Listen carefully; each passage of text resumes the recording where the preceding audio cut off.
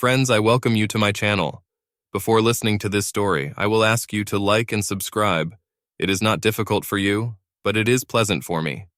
And we're starting.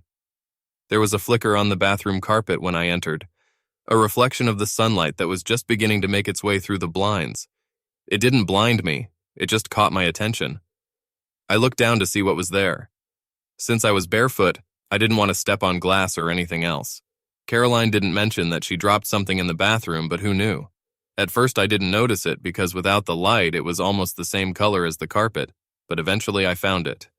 A tiny circle of foil fell to the floor and reflected the light into my eyes when I entered the bathroom. I picked it up. It was the backing of a strip of pills, a small circle of foil that is squeezed out when you squeeze a tablet out of a strip. In most cases it remains attached to the strip, but sometimes, as in this case, it separates and falls to the floor. I examined her. On one side it was empty, but on the other side there was a marking, 2, Tuesday. Since it was Wednesday, I assumed it meant Tuesday, yesterday's pill. This meant that the pills had to be taken daily. I knew I wasn't taking any medication. I was 35 years old, and I was as healthy as a cucumber, as was my wife, Caroline. We both recently underwent an annual medical examination and were found to be healthy and fit. So why was there a pill pad in my bathroom? I knew there were several pills that needed to be taken daily, but one of them that came to mind was the birth control pill.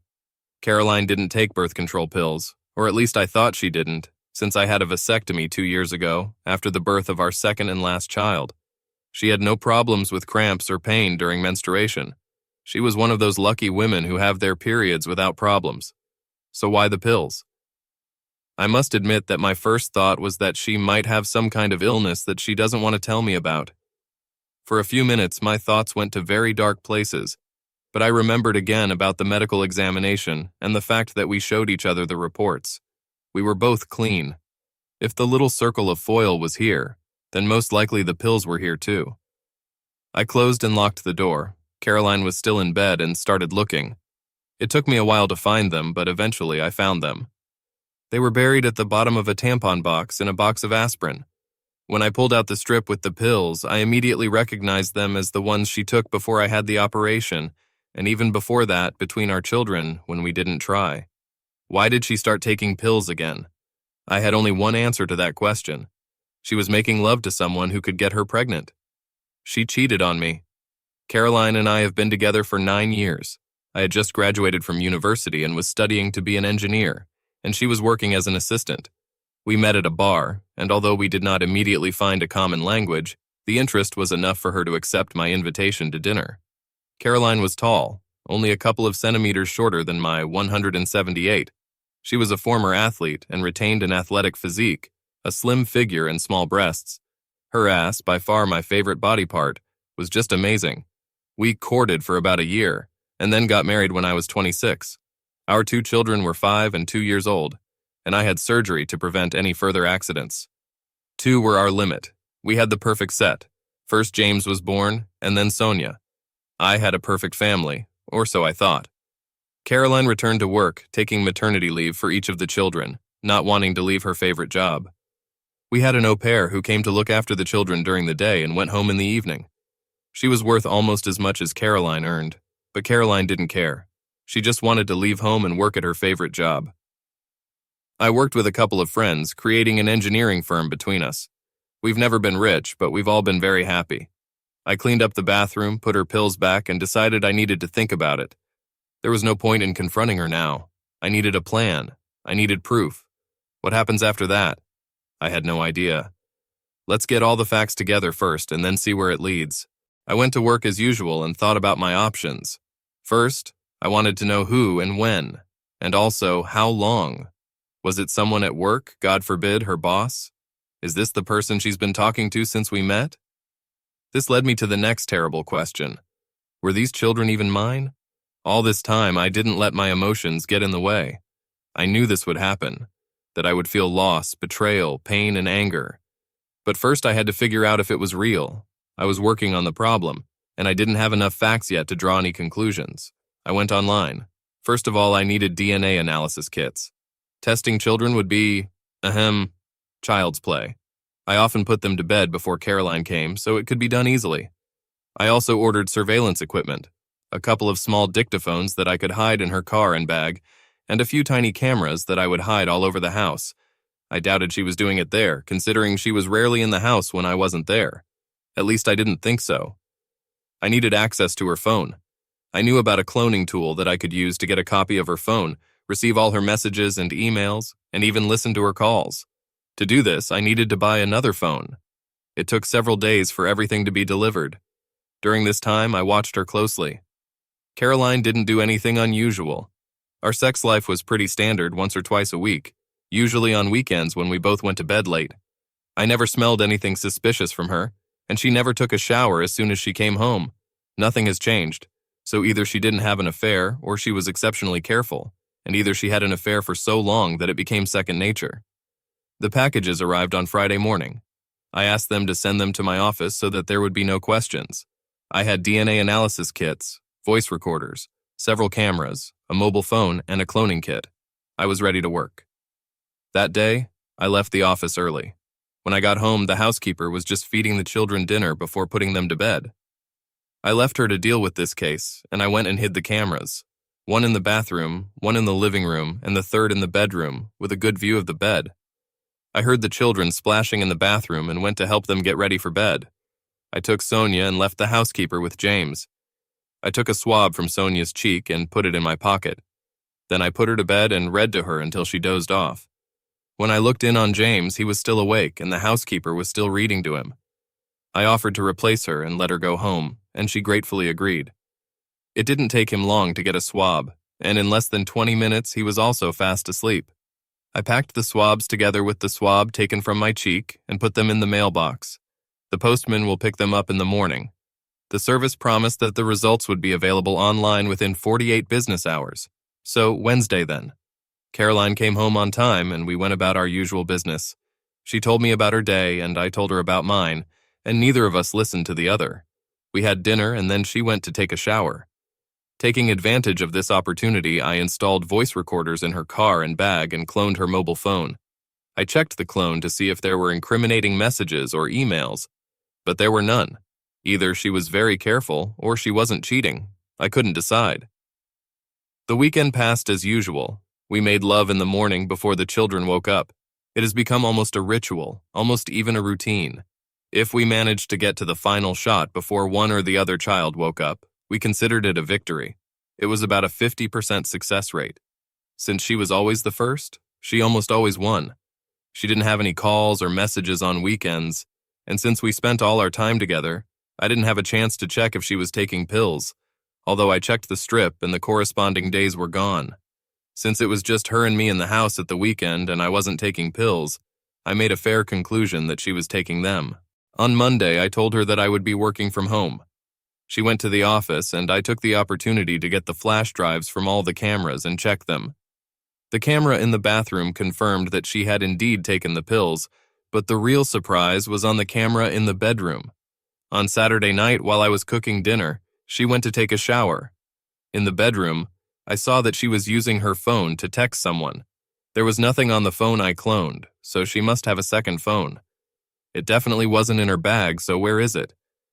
I watched what she was doing to him when she finished writing the message. She went to the ventilation duct and, releasing the latch, opened it, hiding the phone inside. I immediately went and checked the air duct and found that the phone was not there.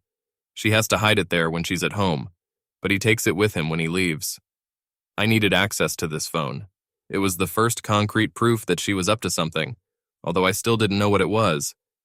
There were signs that she was cheating, but it wasn't accurate. I watched the footage of her getting dressed that morning and saw her take the phone out of the ventilation unit and put it in her bag before leaving for the day. I needed this phone. In the evening, when she returned home, I watched her closely. She casually dropped her bag in the hallway and continued her usual evening lifestyle.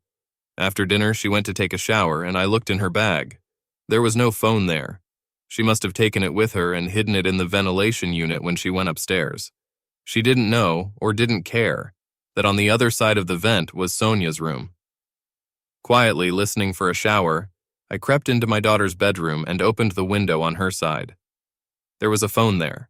Grabbing it, I took it to my office and cloned it to a new phone in a couple of minutes.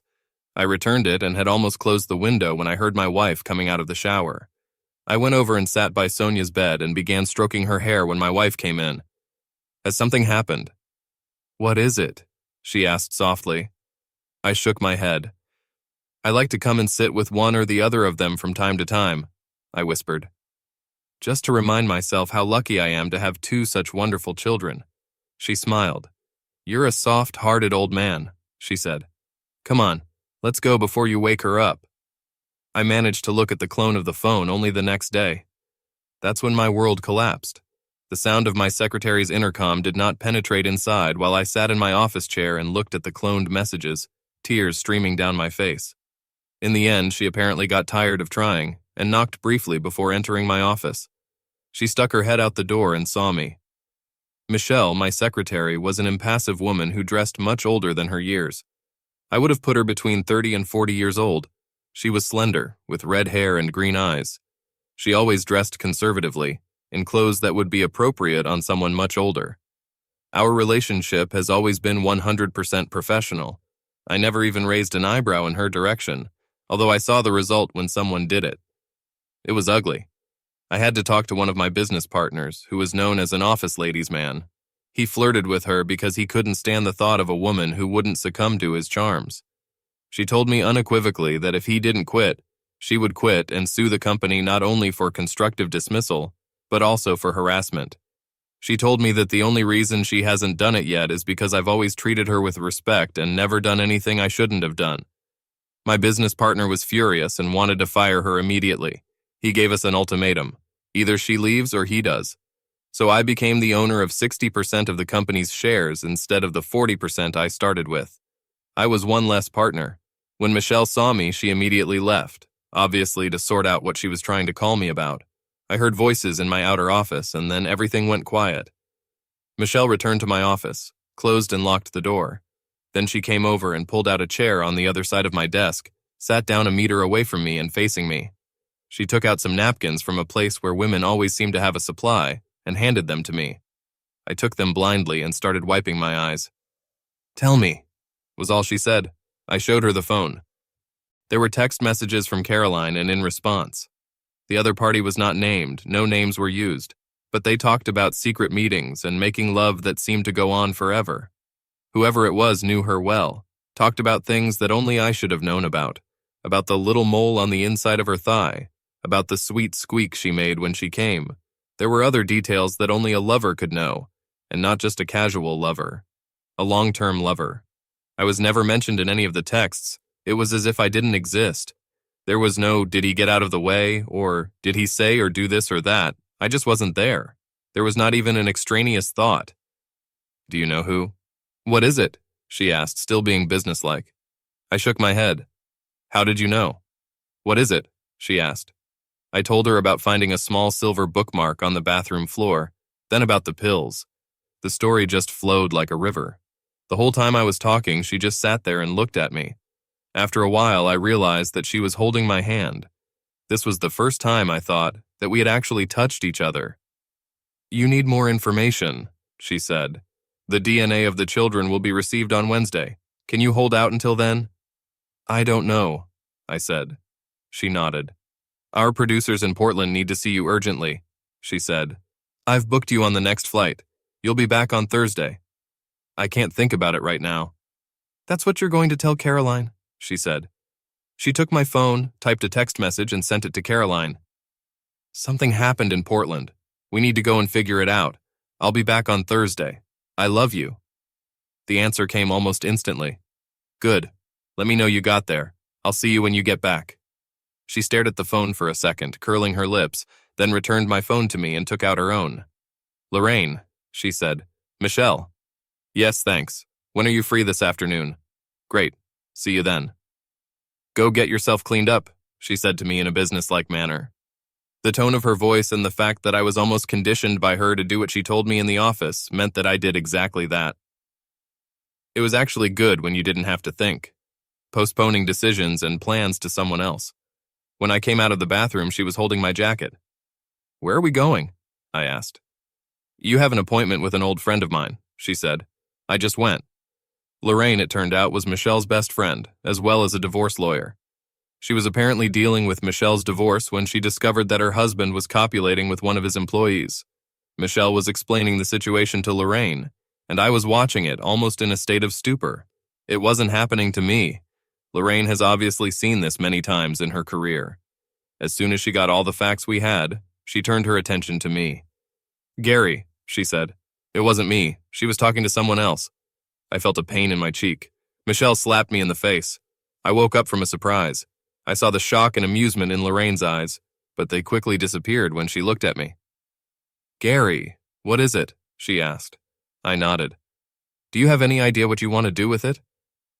At these words, my engineer's brain woke up. Plans were what he was good for. "Kill them both," I said. I expected at least shocked exclamations from Michelle, but surprisingly, she even grinned. "All right," Lorraine said. "I understand that. But unfortunately, this is not an option. You see, it's against the law. However, we have several legitimate options. Let's look at them.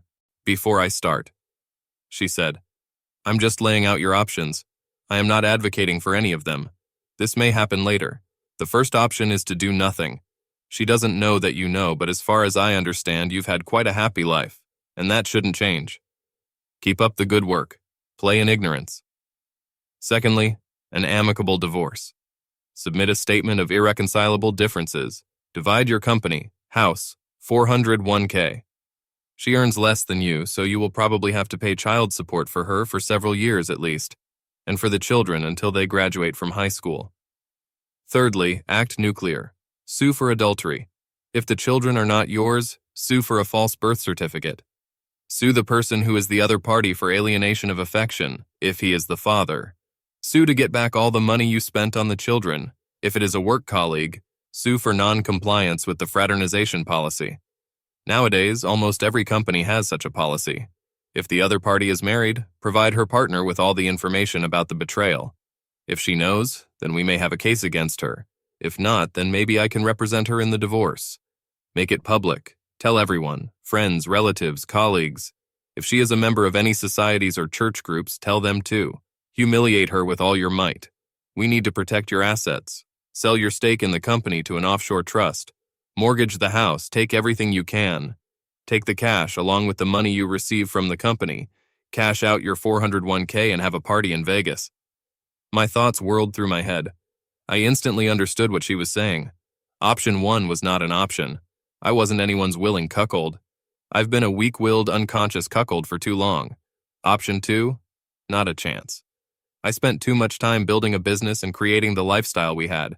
She can forget about taking half of everything I have and then keep letting me support her while she makes love to someone else. Option 3, I said. Nuclear. Lorraine smiled. Good. Then I'll start processing the documents. I would suggest starting covert surveillance of your wife and trying to figure out who, when, and where. We really need more evidence. Can I keep this phone?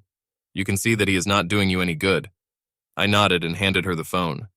Michelle and I left Lorraine's office and she drove me to a small family hotel. She booked me a room. Go take a shower and order something in the room, she said. She took full responsibility. I'll be back later with some things for you. I acted mechanically. My whole world was falling apart, and I was sitting in a hotel room and ordering room service, as if I was on a walk. It was the only way I could deal with the stress of what was happening. 9 years in the toilet. What really hurt was that I was completely oblivious to all this. How did I not notice what she was doing? Who was it? Was it the boss she returned to after each child? She told me that she liked her job and independence, but was that the real reason, or was she just unable to stay away from her lover for so long? I looked speculatively at the minibar and was about to give in when Michelle came into the room. Don't even think about it, she said. I need you to think, not drown your sorrows. You need to plan, and you can't do that if you look at the world through the bottom of a bottle. Planning? I asked sullenly. I've tried it. I had a plan, and it was a good plan. I had a loving wife and 2 great kids, and now look where I am. I have a woman of easy virtue as my wife, and I do not even know if these 2 children belong to me. I'm the biggest cuckold in the world. My whole life has fallen apart, and you want me to plan everything? She looked at me for a few moments. I was waiting for her to say something, maybe sympathize with me, maybe even hug me. Then she looked at her watch. Okay, she said all businesslike. The pity party is over. How many times when we started a company did you run into obstacles and your plans failed? What does this have to do with... How much? She insisted. I do not know, I said. A whole bunch. There was a time when the patent office lost the patent application for the inversion thread, and we won this deal. There was a time when the bank tried to foreclose on us ahead of schedule because they were under pressure. There was a time... All right, she said. At what point in all those times did you sit down, put your head in your hands, and give up? That was different. Why? What is it? She asked. What was different in those days? I had something to fight for back then, I said. I had a family that depended on me. Now you have a family, she said, which also depends on you. And it's much bigger than the family you have at home. 141 people and their families depend on how you handle it. None of your partners are able to keep the company afloat. You're all engineers, but of the three of you, you're the only businessman. If you lose, the company loses. Do you think this woman cares about the families that depend on your company? If she gets half, she'll sell it to the highest bidder, and you'll lose control of the business. You know who's going to buy it, and Headlings will own everything you've been working on. Is this what you want? I stared at her. She was right. I've worked too long and hard to let all this go to someone who will give my wife more money. I needed to put everything in order to ensure my future and the future of my family. If the children were mine, I would make sure they were taken care of. But as for Caroline, well, she made her own bed and could satisfy whoever she wanted in it. I can grieve for this relationship when I'm sure everything else is okay. My confusion dissipated, and driven by anger and determination, I sat down with Michelle and began to make plans. I was going to secure the future of the company and take care of the only family I had left.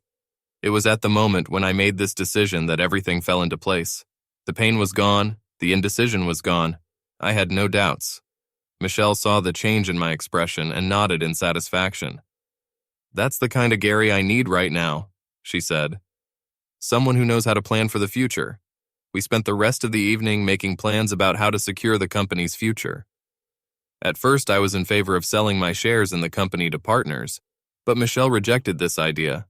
She believed that I could not entrust them with the management of the company or leave it in my hands when they become majority shareholders. They will destroy it to the ground. I need to keep control. As a result, we decided that we could create an offshore trust, to which I would sell the company at a market price. Then I would stay in the same trust as a minimum wage CEO. I would earn practically nothing. Since the trust was offshore, the courts would not have jurisdiction over its documents, so the owners of the trust would not be known. I was a millionaire now, at least on paper. Or I will be when all this is done. I needed to get rid of all this capital. I also needed to cash out my 401k and release all the equity around the house. Although we were together when we bought the house, it was issued only in my name. Since Caroline was not working at the time of purchase, she was carrying James, and the mortgage consultant told us that it would be easier to apply for a loan in my name, since she was not earning at that time. I made a list of what I needed to do and wrote to my lawyer, who handled the company's legal issues, to make an appointment for the next day. After Michelle left, I took a shower and went to bed, not expecting to sleep for a long time. I passed out almost as soon as my head hit the pillow, and I didn't sleep until the alarm clock on my phone woke me up the next day. There was a message from Caroline on my phone. You didn't inform me about your arrival. Is everything all right? Sorry, I was planning on staying late. Then he fell asleep. It's all coming together now. I have to come back on Thursday. Okay, see you. I love you. I have not responded to this message. I just couldn't bring myself to type those words. Michelle knocked on my door a little after 8. I took a shower again and was just thinking about going to breakfast. Breakfast, she said, indicating that I should follow her. We went to a diner on the next street and sat in a booth, eating bacon and pancakes with maple syrup.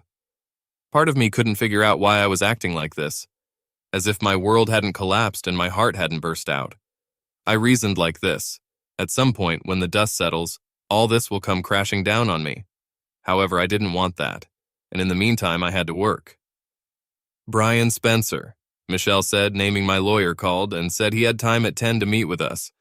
We can go to your bank first and cash out your 401k, as well as release the capital from your house before we go there. I understand that it's worth consolidating my money, I said, but there is still a record that I had all this. Can't the court just oblige me to pay her half? Only if you still have them, Michelle chuckled. That's where Vegas comes to the rescue. As soon as you have all this capital, you'll go and spend a week in Vegas and spend a lot of money, and all this before you file for divorce. Thus, when you are judged in court, you will be poor. In debt, actually. The bank will foreclose on your house and your salary will barely be enough to live on. That's assuming the kids aren't yours. If they are yours, then you will simply transfer your entire 401k to their trust management, to their college fund. Caroline won't be able to touch him. Technically, she will earn more than you. She can afford the house on her own, and she may even end up paying you alimony. When will you get the DNA results? The company said that the results should appear on the internet sometime today, I said, picking up the phone. I checked the email that the company sent me. There was a link that I clicked on. It started to load, but then I put the phone down. I wasn't sure I was ready to see the result yet. May I? Michelle asked, and I pushed the phone towards her. She took it and looked at the screen, scrolling it up several times. I watched her face, looking for clues, trying to guess from her expression what she might say. She looked up from the phone. The results are not ready yet, she said. According to tracking data, they should be received within the next 12 hours. I exhaled, which I didn't even know I was doing. Come on, she said, getting up. The bank should be open by now. Freeing up the capital at home and cashing out my 401k took surprisingly little time. I closed all our savings accounts, including children's college funds, and transferred the money to an account I opened in my name. The only account I left alone was the joint account that we used daily. In any case, there were less than $10,000 in this account. My lawyer put a huge paddle in our plans, but if it can be done in a good way, he did it. You're forgetting one thing, he said when we explained our plan to him. You have a prenuptial agreement. Do I have any? I was surprised. I had no idea. It was a condition of the partnership agreement when you started working, he reminded me. All partners had to sign a prenuptial agreement that would protect the company in the event of a breakup. It applies only to the company, but it does not have any rights to the company's assets. For the purposes of the divorce, you are an employee of the company, and therefore, in the best case, she can claim your salary and 401k. That's all. What I would suggest, he said, and I don't want to say anything bad about your divorce lawyer's plan, is to use all the capital you've freed up from the house and the 401k and invest in the company. Buy out one of your partners. I know that Robert hinted at a desire to make money. You don't have enough funds to do this, but you could take out a loan from the company's pension fund to make up the difference. Payments will be made from your salary, which means that your income will be much less when you are assessed for assets. And since everything else will be related to the company, this is inviolable. Your credit score will suffer when the bank forecloses on your house, and you will lose half of everything left in your bank. But other than that, she will get nothing. We can make your salary less than hers, so she can even end up paying you alimony. What am I going to live on? I asked. If my entire salary is going to be related to loan repayments, I'll still need somewhere to live and eat, not to mention that I have 2 more children. And I paused. At least I think so. Let's wait with the kids, he said. Have you already decided what to do if they are not yours? Will you still be involved in their lives? I don't know, I said. It's too terrible a thought to think about. I will have to wait until I know for sure before making such decisions. Don't forget about the other parts of your plans, about the other lawyers, he reminded me. I'm willing to bet that you will receive enough money from the lawsuit against her company to pay off the loan and return to receiving a full salary when it's over. Not to mention demanding back the expenses from the father of the children if it turns out that they are not yours. Since this will happen after the divorce, it will not be considered part of the settlement agreement. Could you contact Robert on my behalf and find out if he is interested in selling? I'm not sure I'm capable of that right now. He nodded. I'll call him, and then I'll let you know. We shook hands and left his office. I felt relieved when we left the building. The plans began to converge, which always gave me a feeling of deep satisfaction. Then I remembered why we had made these plans. My relief disappeared and I felt an emptiness in my chest. We were sitting in a diner having lunch when I dared to look at my phone again. Again, I couldn't bring myself to do more than click on the link in the email before handing over Michelle's phone. And again, I watched her face, waiting for a reaction that would tell me whether I had become a father or not. "I'm sorry, Gary," she said softly. That was the most undivided response I've ever heard. She handed me the phone and I read the results myself. None of the children were biologically mine, even though they had the same father. It just wasn't me. The double blow of losing both my children was replaced by the rage I felt at the betrayal. Not only did she marry these two children to mine, but she also convinced me to have a vasectomy, which meant that now I couldn't have children of my own. "Gary!" Michelle snapped, bringing me back to myself. "Now is not the time or the place. Get a grip on yourself. We'll get through this, I promise." I took a few deep breaths, suppressing my anger. I really wanted to cause serious physical damage to someone. I even thought about hiring a hitman and killing the bastard who gave birth to the children that were supposed to belong to me. Michelle pulled herself together again and led me out of the diner. "Lorraine called," she said. "She wants to see you." And we headed to Lorraine's office. Lorraine looked glum when we entered her office. "I have a preliminary report from a private investigator," she said. "Obviously, Caroline didn't waste any time. Last night, a man came to your house and stayed the night. We couldn't look inside." "I have cameras installed in the house," I said. "I can go swap the flash drives and we can see what happened." "All right," she said. "Go and do it now, and then we can make a plan." I assume that the information on these flash drives will be important. "There will be an au pair there," I said. "I can't go back. I'm supposed to be out of town on business." Lorraine checked her phone. "The au pair is at the play center with Sophie and James right now," she said. "I'll keep an eye on her and let you know if she comes out." My house was about a 30-minute drive from Lorraine's office, and Michelle was driving fast. We got there without incident, and I changed the flash drives. I quickly examined the house, but saw nothing untoward. Then we went back to Lorraine's office. We checked the flash drives. I decided not to watch the one in the bedroom. I didn't need to see what was going on there. It was clear that we were talking about a man as soon as he walked through the door. As I suspected, it was her boss, the man she worked for the whole time we were together, Bill Wainwright. It almost killed me what happened when he drove up to the house. First of all, he had his own key, and he went into the house. When he entered, James looked up and saw him. "Daddy Bill," he exclaimed and ran to hug him. It freed my hands. I broke down and started crying. I couldn't watch anymore. Lorraine watched me break down. Michelle, for the first time ever, hugged me and held me while I cried. It took a while, but in the end, I pulled myself together. "Do you want to get some rest?" Lorraine asked, and I shook my head.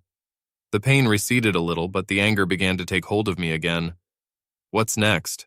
I asked. "I already have a copy of the terms of employment at your wife's firm. There is a non-fraternization clause there, so you have a case against the company for violating it. Since the person your wife is fraternizing with is a top manager of the company cannot claim in any way that she did not know about what was happening." We explained to Lorraine what my company's lawyer had told me, and his advice. She broke into a huge smile.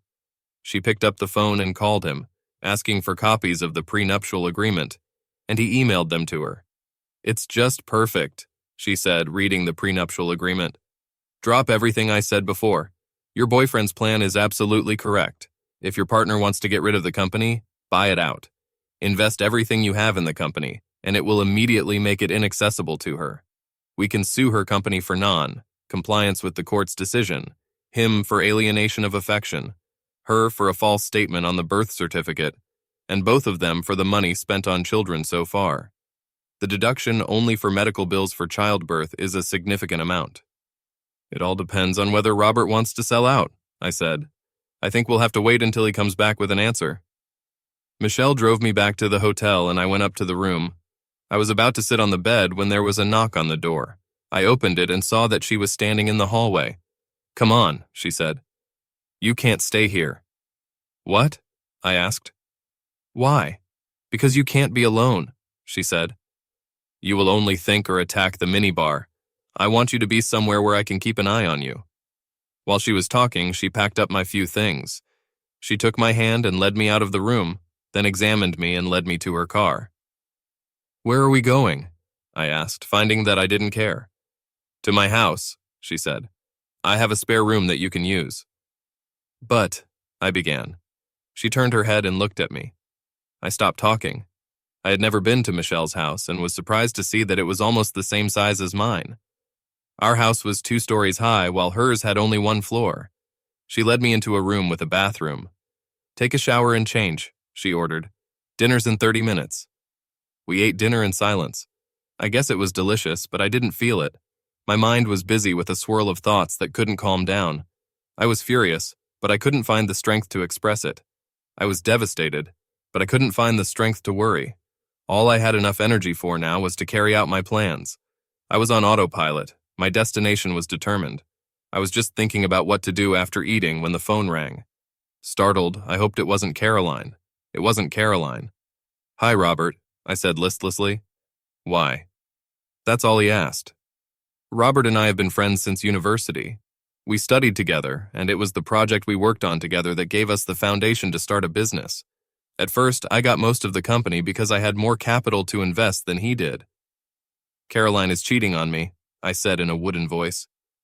"All this time."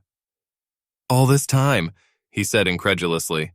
"You mean—" "None of the children are mine," I told him. There was silence on the other end of the phone. "So you want to link all your assets to the company and hide behind a prenuptial agreement?" he asked. Either Brian Spencer, our lawyer, explained everything, or he understood the partnership agreement much better than I did. "I want to keep 5% for myself," he said, "and stay with the company as a consulting engineer. I'll discuss the details with the HR department. The rest is yours." "All right," I said. "I'll ask Brian to prepare the documents." "Gary," he said after a moment, "I'm really sorry. I know you don't feel that way right now, but it'll get easier later. I promise. I've been pretty much where you are now, and it's really getting easier." It was only then that I remembered that he had divorced about 4 years ago. I didn't know the details because even though we were friends, he was a very private person. I just knew it wasn't very pleasant. That's how he remembered the prenuptial agreement. He used it himself. The next morning, Michelle woke me up with a cup of coffee. "Come on," she said. "We still have a lot to do." The first thing we did was go to Brian Spencer, the company's lawyer. He had already prepared all the documents for my ransom of Robert, and we completed the entire transaction in less than 30 minutes. I gave him everything I took from home, from my savings and from my 401k. I also had to take out a loan under the company's pension plan for the remaining amount. Now, at least on paper, I was in debt for about $1 million. My salary has almost halved since the payments were deducted before taxes. Then we went to Lorraine's. I showed her all the documents on the deal, and she was delighted. "It's perfect," she said. "I will arrange the documents today, and we can submit them on Monday if you want. We will serve it to him, her, and the company at the same time." "Where do you want her to be served?" "Where it would cause her maximum embarrassment," I said. "If you could do it through a billboard at the Super Bowl, I would gladly pay for it." Lorraine laughed. "We'll serve her at the office," she said. "On Monday at 10 in the morning, provided that the papers go through the court before that time. If I send them today, I should have them tomorrow afternoon." I nodded. "And now what?" And I looked at Michelle. She ran the business. "Now," she said, "we have 2 more stops before you go back to the office and pretend you just got back from putting out a fire in Portland. Do you think you can stay at home until Monday?" "I think you'll have to," I said. "Don't guess," she said. "Tell me what it takes to help you hold out until that time." "I don't know," I said. "Any good news?"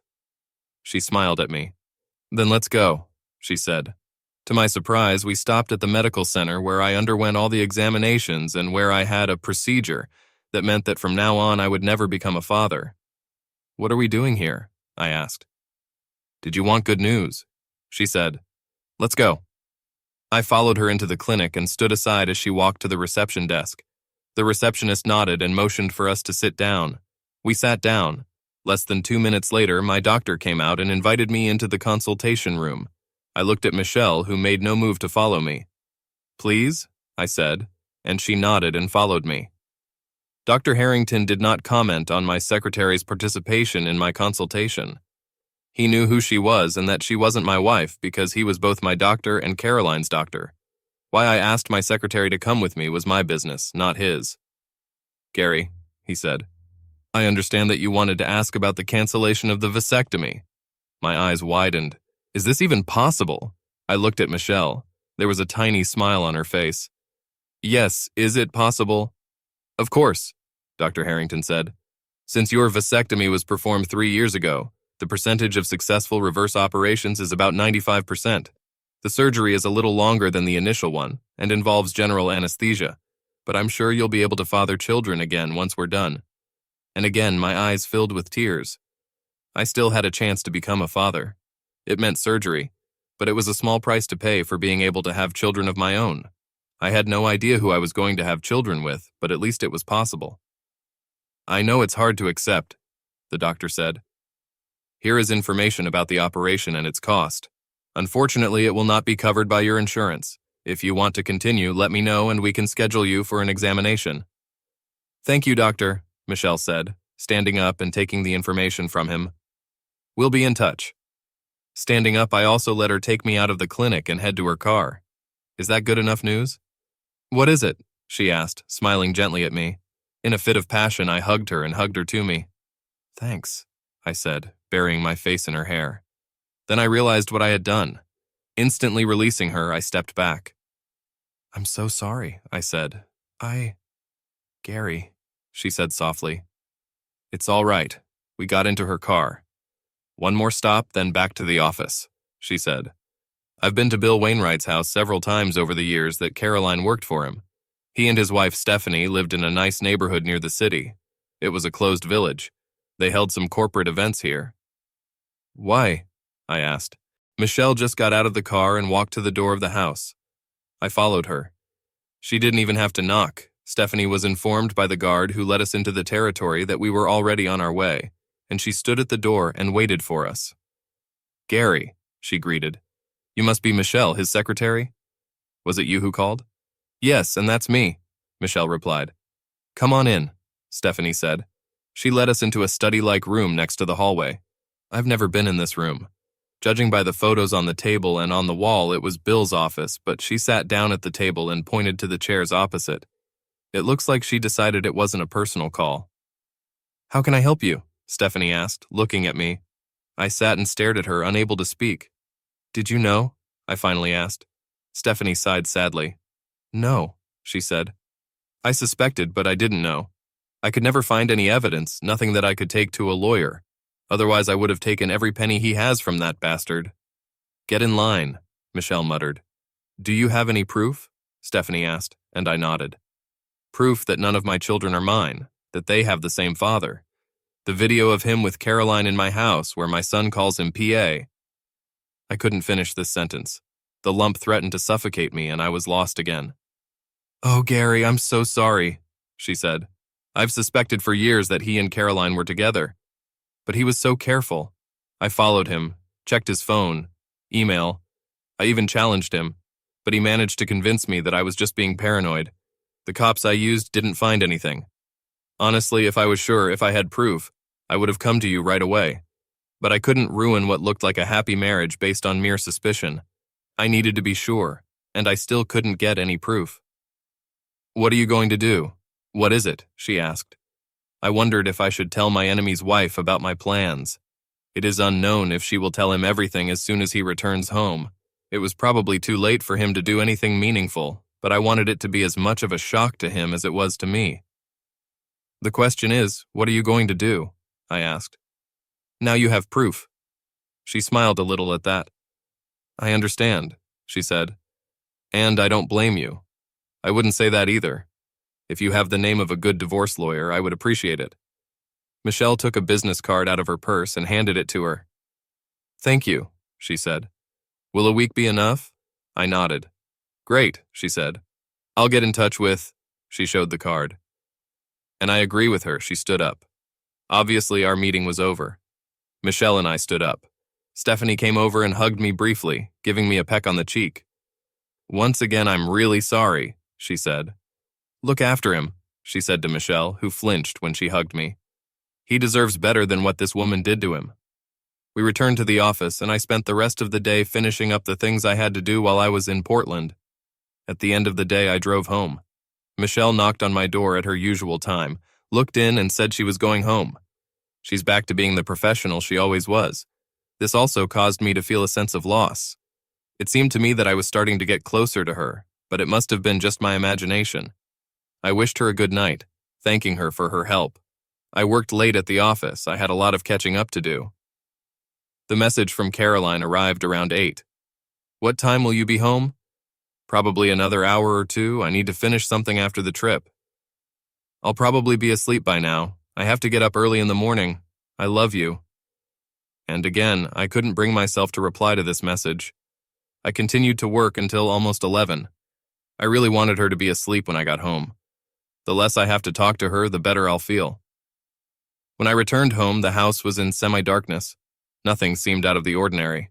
I looked in on Sonia and James. They were both asleep and looked as charming as ever. I felt sobs begin to form in my chest, and I had to hide in the bathroom. I couldn't let Caroline catch me crying over children who weren't even mine. I still haven't decided what to do with the kids.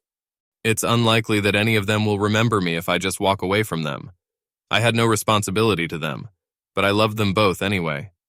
How could I leave them when less than 48 hours ago they were my children, my flesh and blood, my pride and joy? And now, they were just another proof of my wife's infidelity. I decided to wait and see what happens next. In any case, the decision may not be made in my favor. I went to bed, doing my best not to wake Caroline up.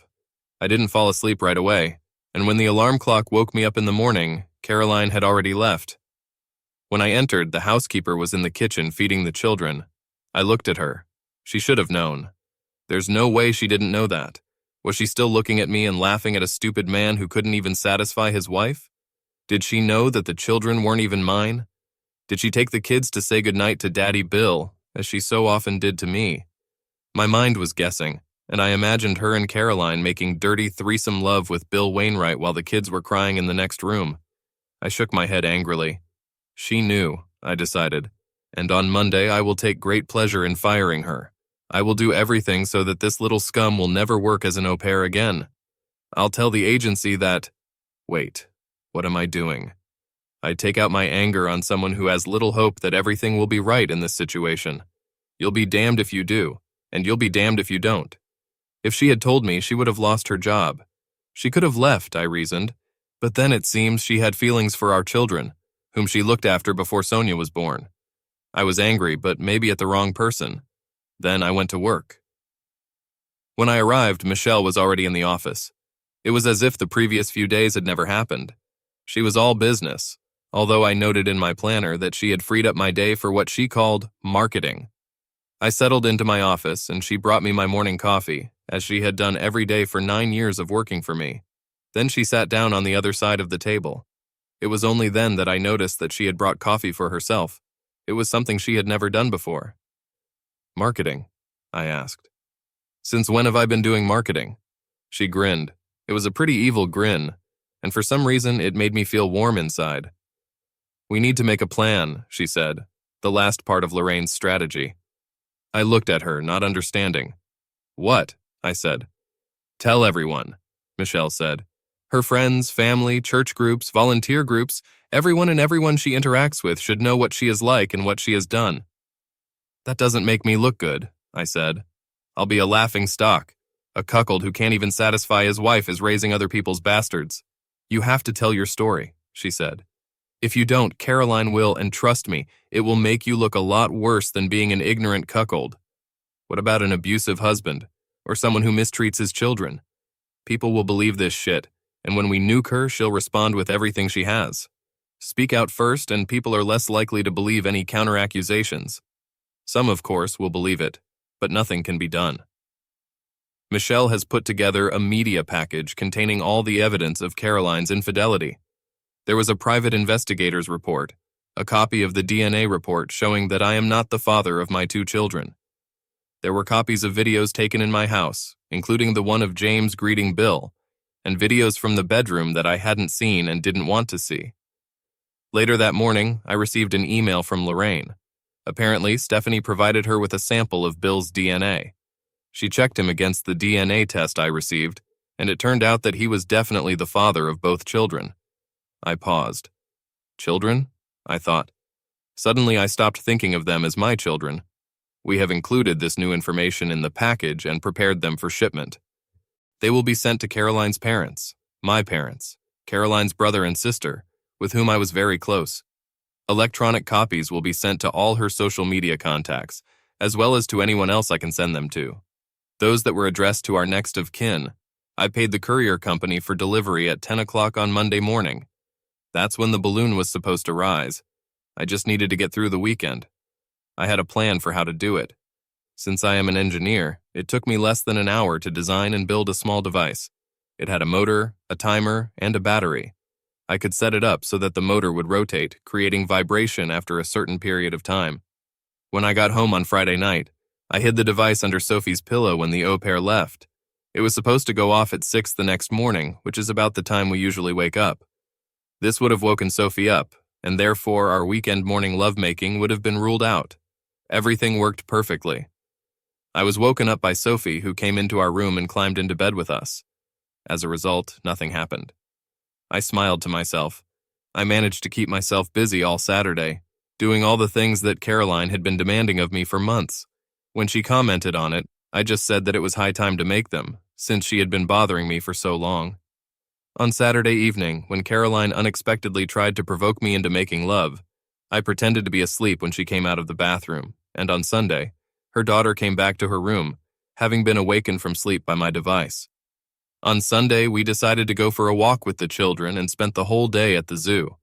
There were several times during the day when I looked at Caroline, the woman I loved, the woman I thought loved me, and the two children I took care of, thinking they were mine, and I almost broke down. I bit the inside of my cheek until it bled, trying to contain my emotions, but I got through the weekend. On Monday, I was excited. I told Caroline that I would work from home. I wanted to talk to the au pair. Caroline left for work at her usual time, poking her head into my office to tell me she was leaving. I pretended to be engrossed in my email and only grunted in response. She could hear her car pulling out of the garage and the door closing. I looked at my watch. It was 8:15. An au pair knocked on the door of my office. She wanted to take the children to the play center, but I said no, they should stay at home. This surprised her. I had never refused her before, but she just nodded and went back to the children. I heard how upset James was that he couldn't go, and he wanted to. A little after 9, Michelle drove up to the house. I was surprised, but I let her in. For the first time since I've known her, I made coffee for her. At 9:30, we had a teleconference with Lorraine. "Gary," Lorraine said, "this is your last chance to stop. I'm not saying you should, I'm just saying that if you've changed your mind over the weekend, now's the time to say it." "No," I said. "No doubt about it." "Then I'll see you on the other side," Lorraine said. Everything was ready. I've been monitoring my email inbox, waiting for the confirmation emails to arrive. At exactly 10 a.m., the first one came, the second one 3 minutes later, and the third one 5 minutes later. Then my phone rang. It wasn't Caroline as I thought, but my mother. "Gary." "Hi, Mom," I said. "What's going on?" "What is it?" she asked. "Did you read the package I sent?" I asked. "Yes, but—" "Then you know as much as I do," I said. "Caroline cheated on me, probably my whole married life with her boss. The children are not mine. I'm divorcing this woman." "Gary, you can't—" "No, Mom, listen, I have to work. I have other calls." I hung up the phone. It immediately rang again. This time it was Caroline. "Gary," I didn't answer, waiting for her to continue. "We need to talk," she continued. Still no response. "I'm going home," she interrupted the call. "Caroline's on her way," I told Michelle. "I'm going to step aside," she said. I wanted to ask her to stay, but I didn't know how to do it. I just looked up at her. "Call me," she said, "when you find out what's going on." She's gone. Caroline arrived home about 20 minutes later. I heard her car pull up to the house. She didn't even bother to pull into the garage. I didn't know what to expect when she entered the house. I didn't know if she would come in with a gun in her hand or slip in with her tail between her legs. Anyway, she came into my office and sat down across from me at the table. "Gary, she began. "It's not interesting," I interrupted her. "But—" "It's not interesting," I said. "You don't even want to." "No," I said. "I don't want to hear a single fucking word out of your mouth. You've been lying to me for 9 fucking years. None of the kids are mine, but you convinced me to have a vasectomy while you were still taking the pills so you could continue with Daddy Bill." At these words, her eyes widened. "So no, Caroline," I continued. "I'm not interested in what you want to say. My lawyer's card is in the package you received when you were served. If you have something that you think I should know, talk to her. What about the children? What is it? She asked. What kind of children? I replied. I don't have children, and if it were up to you, I would never have them. I would ask why you did this to me, but I don't want to hear another lie. I'm not interested in your excuses, justifications, or reasons. I want it all to end so that I can collect what's left of my life and move on. I called the housekeeper into the room. She could hear me because my office door was open and she was only in the next room. You're fired, I said, immediately. Get your shit together and fuck off. What? She said. Why? Because you were covering for her, I said, pointing at Caroline. You knew she was sleeping with her boss, and I don't know if you knew the kids belonged to him and not me, but you definitely knew what was going on. I have video evidence of you talking to Bill about the kids. Get out. Gary, Caroline said. You can't fire her. I pay her salary. The au pair looked at Caroline with an expression of gratitude in her eyes. All right, I said. I have already contacted the agency and informed them that you were complicit in an extramarital affair, and agreed not to take any action against their company if they deregistered you. So if Caroline wants to keep you, she will not only have to pay you, but also take care of all the other things, such as taxes, vacation, pension, illness, not to mention insurance. The au pair's face lost color. Not only did she lose her job, but she was deleted from the agency's accounting department. It would make it almost impossible for her to find another housework job. The agencies were talking to each other. Now get out, I said, and she ran away.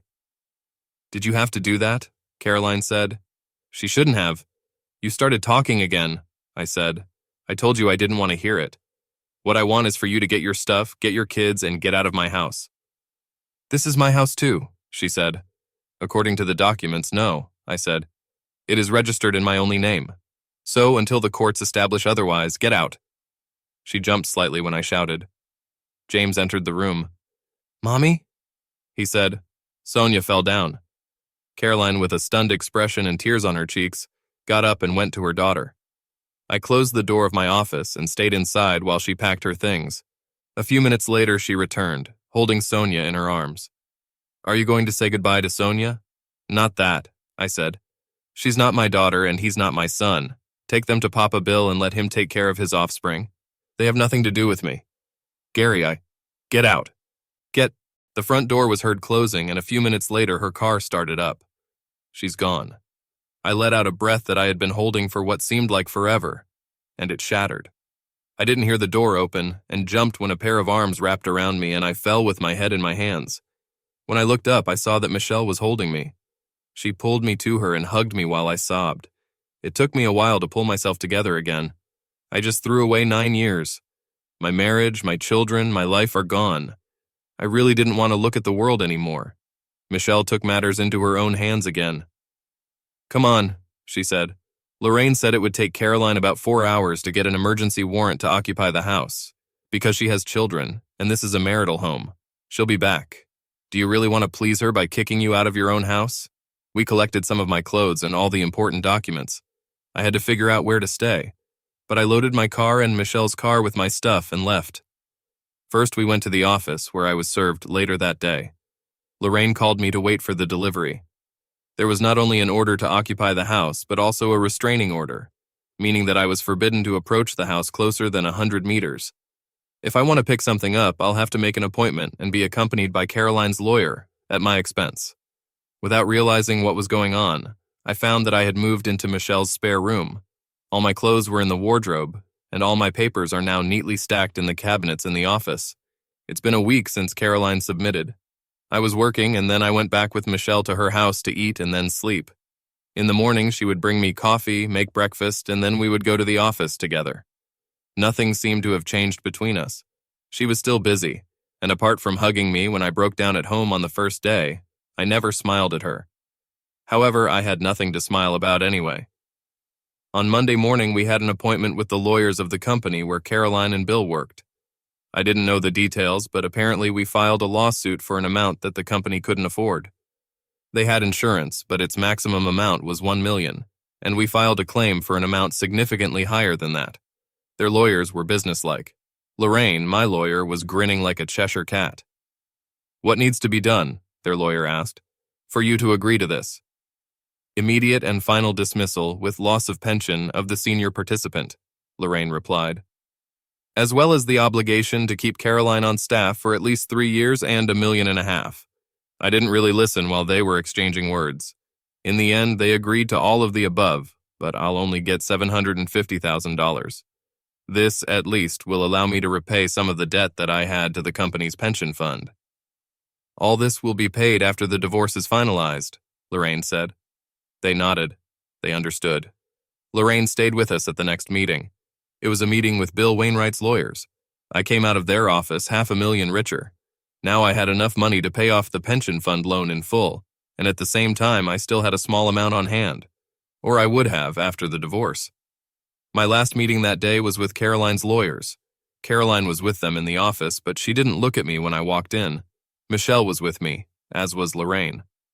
This accounting in the divorce application is ridiculous, Caroline's lawyer began. Your client is the main shareholder and CEO of a company whose value, according to recent estimates, is about $20 million. Not to mention the assets in the house, savings, and 401k. I suggest... Let me stop you there, Lorraine said, taking a sheaf of papers out of her briefcase. According to the prenuptial agreement signed by all parties, the company is not the subject of a divorce. My client recently made significant additional investments in the company, which took most of his savings, his entire 401k, and a loan secured by a house. He also had to take out a loan from the company's pension fund. One of the partners wanted to get rid of the company, and it was important that the shares did not fall into the hands of a competitor who has been trying to take over the business for several years. Since the loan from the pension fund means that he now has a reduced salary, he is now paid less than your client, and I will ask the court to conclude some kind of maintenance agreement so that he can hold out until he finds himself. What about the children? Her lawyer asked. There is DNA evidence that these children are not his, Lorraine said, that she deliberately forged birth records to identify my client as the father, with the intention of deceiving. In addition, and this is a separate issue, we are going to recover damages for a serious assault when she deliberately persuaded him to undergo surgical sterilization, which he agreed to, believing that he was the father of the children. The alternative is for your client to sign the divorce application as is, pack her things, and leave the marital home in his hands. She will receive half of the joint account, the balance of which at the moment is $9,443.15. The lawyer looked at the papers, at the prenuptial agreement, and then at Caroline. For the first time, she looked at me. Gary, please, she said. I'm 9 years old, I said. 9 fucking years. You've been lying to me for 9 years, day in and day out. You have nothing to tell me that I want to hear. Caroline looked at her lawyer and nodded. She signed the papers. I wasn't there when she left the house. I just received a letter from her lawyer saying that the injunction has been lifted and the house is now mine. I can come back to the house at any time. I thought about it, but decided against it. Instead, I put the house up for sale. It didn't quite match the amount owed to the bank, but I made up the difference, and the bank left satisfied. 2 months had passed, and I was still living in Michelle's spare room. After our divorce, Caroline moved in with her parents. Despite all the evidence I provided, they were firmly on her side and did not talk to me. For me, it wasn't a loss. For some reason, Stephanie didn't divorce Bill as promised. I didn't know why, and I didn't want to find out. Since he lost his job at the company and his pension, they had to sell the house in a gated community and move into a small apartment. Bill still had the connections and skills to work in the market, so he managed to find an acceptable job and earned a living, although not in the same way as before. I don't know if they met with Caroline. I haven't seen her since that day at her lawyer's office, and I wasn't interested in it. I was sitting at my desk at work when Michelle knocked and entered the room without waiting for an answer. Bill Wainwright is dead, she said without preamble. What? I asked. How? Apparently Stephanie caught him with Caroline again, she said. She shot him. I leaned back in my chair. A huge grin appeared on my face. I tried to remove it, but I couldn't. Nothing could have happened to a nicer guy, I finally said. Michelle laughed. Am I angry? I asked her. For being happy about it? Not at all, Michelle said. That bastard got what he deserved. By the way, this has just been delivered. She put an official envelope on my desk. I looked at him in awe. We both knew what was there. I took it and opened it. That's it, I said. I'm finally a free man. Finally, Michelle said. Then she did what I least expected. She kissed me. It wasn't a peck on the cheek or even on the lips. It was a full-fledged kiss, with tongue, with lips, with curling fingers. When she finally released me, I leaned back in my chair, gasping, amazed and tense, like the mainmast of a T-clipper. She giggled, looking down and seeing my obvious excitement. For 9 years, she said, I've been taking care of you. You're the most perfect man I've ever met. You never even looked at me the wrong way, didn't check my legs or ass, didn't touch me, and I loved you for that. I've been waiting for you for 9 years, and now you're free. I know that you have always respected me, and this is also a kind of love. We're a great team. I know you as well as any wife knows her husband, and if you think about it, you know me the same way. Give me a chance to show you that not all women are lying, changeable, insidious bitches. Please? I was stunned. I remembered all the time I spent with her before I found out about the betrayal, and I thought about how I felt about her. I fervently defended her against my business partner, to the point that he was kicked out of business. That's when I realized that I had and still have real feelings for Michelle. I realized that it is impossible to work closely with someone for so long and not develop something. While I was with Caroline, there was no need to explore these feelings, evaluate them. But now, there was definitely such a need. Do you have anything to say? She said. There was an expression of concern on her face. It was the first time I saw her insecure. How much? I asked. She looked puzzled. How much of what? What is it? She asked. Children, I said. How many children should we have?